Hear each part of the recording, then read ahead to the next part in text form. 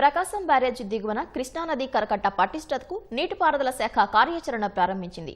కరకట్ట ఎత్తు పెంచడంతో పాటు బలోపేతం చేసేందుకు ప్రతిపాదనలు సిద్ధం చేసింది. ప్రస్తుతం కరకట్ట 11.90 లక్షల క్యూసెక్కుల వరదను తట్టుకునేలా అప్పట్లో డిజైన్ చేశారు. దీన్ని 15 లక్షల క్యూసెక్కుల వరదను తట్టుకునేలా అభివృద్ధి చేయాలని ప్రతిపాదించారు. కృష్ణానదిపై ప్రకాశం బ్యారేజీ దిగువ ప్రాంతాల్లో వరద నీరు జనావాసాల వైపు వెళ్లకుండా కరకట్ట రక్షణ కవచంలా ఉంటుంది.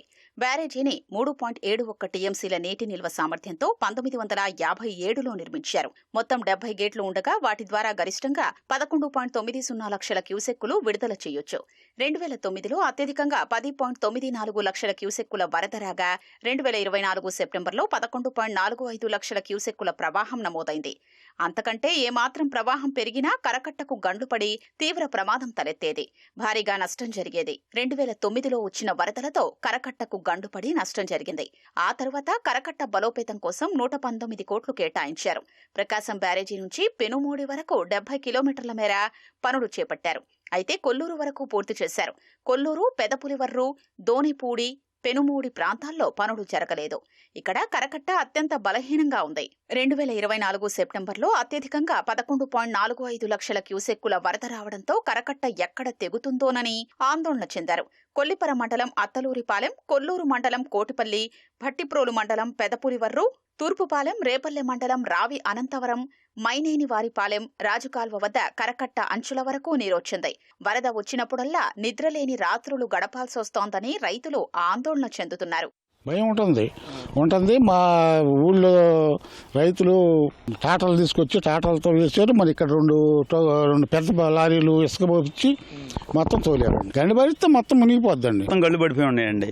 ఇక్కడ నుంచి అక్కడ వరకు తార్ రోడ్డు ఉంది, ఇక్కడ నుంచి తార్ రోడ్డు లేదు. ఇది సింగిల్ కట్ట, అదంతానేమో డబుల్ కట్ట అయితే పాపం మొత్తం ఉన్న ఊళ్ళో వాళ్ళు ఇళ్ళంతా చేసుకుని ఇసుక గోతాలు మట్టి బాగా కుర్రోళ్ళు బాగా ఇచ్చేసి చేశారు. లేకపోతే అప్పుడే తెగిపోయేది. ఎంత 2 అంగుళాల తేడాతో దేవుడు వడ్డినేసాడు. సో ఎప్పటి నుంచో పెండింగ్ ఉంది వర్క్. ఇది ఇక్కడ వరకు అయింది, ఇది కూడా శాంక్షన్ అయింది అంటున్నారు, కానీ అది చేస్తామంటున్నారు. ఇంకా అయితే మొదలు పెట్టలేదండి. ఈ వరదలు వచ్చినప్పుడు మాత్రం అందరూ కంగారు పడి అందులో 20 years బ్యాక్ ఓలేరు దగ్గర కరకట్ట దిగడం గురించి ఎక్కువ టెన్షన్ పడతా ఉంటున్నారు అనమాట. తొందరగా గవర్నమెంట్ చేసుకుని ఇది చేస్తే కనుక బాగుంటుంది అనేది ఇప్పుడు ప్రపోజల్. మన అమరావతి అవుటర్ దాంట్లో భాగంగా కరకట్ట కూడా ఇది ఉందని చెప్తున్నారు. వైసీపీ పాలనలో కృష్ణానదిలో అక్రమంగా ఇసుక తవ్వకాలు చేపట్టి సొమ్ము చేసుకున్నారు. ఇసుక లారీలు తిరగడం వల్ల కరకట్ట మరింత ప్రమాదంలో పడింది. కొల్లూరు, దోనిపూడి, పెనుమూడి ప్రాంతాల్లో కరకట్ట కుంగిపోవడం ఆందోళన కలిగిస్తోంది. రోడ్డు కూడా పాడైపోయి వాహనాలు వెళ్లేందుకు వీలు లేకుండా పోయింది. కృష్ణానదికి వరద 8 లక్షలు దాటితే జనంలో వణుకు మొదలవుతుంది. కరకట్ట పటిష్టం కోసం 4,000 కోట్ల అంచనాలతో అధికారులు ప్రతిపాదనలు రూపొందించి ప్రభుత్వానికి పంపారు. కనీసం బాపట్ల జిల్లా పరిధిలో అయినా కరకట్ట అభివృద్ధి పనులు సత్వరం చేపట్టాల్సి ఉందని స్పష్టం చేశారు. ఇక్కడ ప్రమాద తీవ్రత ఎక్కువగా ఉందని, కరకట్ట ఎత్తు పెంచడం తప్పనిసరని నివేదించారు. కేవలం బాపట్ల జిల్లా పరిధిలో కరకట్ట పటిష్టానికి 789 కోట్లవుతుందని అంచనాగా తెలుస్తోంది. కొల్లూరుతో పాటు భట్టిప్రోలు మండలం, కోళ్లపాలెం నుంచి రేపల్లె మండలం పెనుమూడి వరకు కరకట్ట ఎత్తు పెంచనున్నారు. పెనుమూడి శివారు నుంచి అడవిపాలెం వరకు కట్టను పటిష్టం చేయించి సింగిల్ బీటీ రోడ్డు వెయ్యాలని ప్రతిపాదించారు.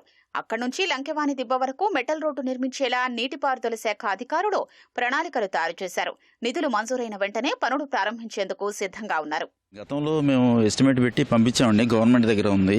వైడనింగ్ చేసి తర్వాత హైట్ కూడా కొంచెం పెంచి 15 lakhs క్యూసెక్స్ వరకు కూడా మన ముఖ్యమంత్రి గారు ప్రపోజ్ చేశారు.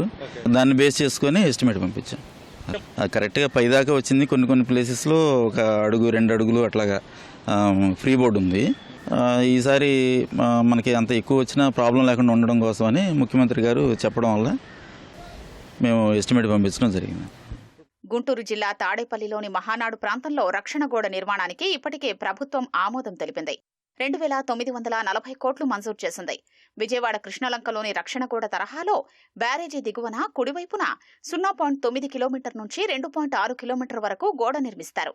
ఇది పూర్తయితే సుందరయ్య నగర్, మహానాడు ప్రాంతాలకు వరద ముంపు నుంచి ఉపశమనం కలుగుతుంది. ఇక్కడ వెల్లటూరు వరకు ఈ కరకట్ట ఆధునీకరణ పనులు జరిగినప్పటికీ వెల్లటూరు నుంచి మొత్తం సింగిల్ లైన్ కట్ట ఉండడము, అలాగే దాన్ని బలోపేతం చేయకపోవడంతో ఎప్పుడు ఎక్కడ గండి పడుతుందో అన్నటువంటి ఒక ఆందోళన అయితే ఈ ప్రాంత ప్రజల్ని వెన్నాడుతోంది.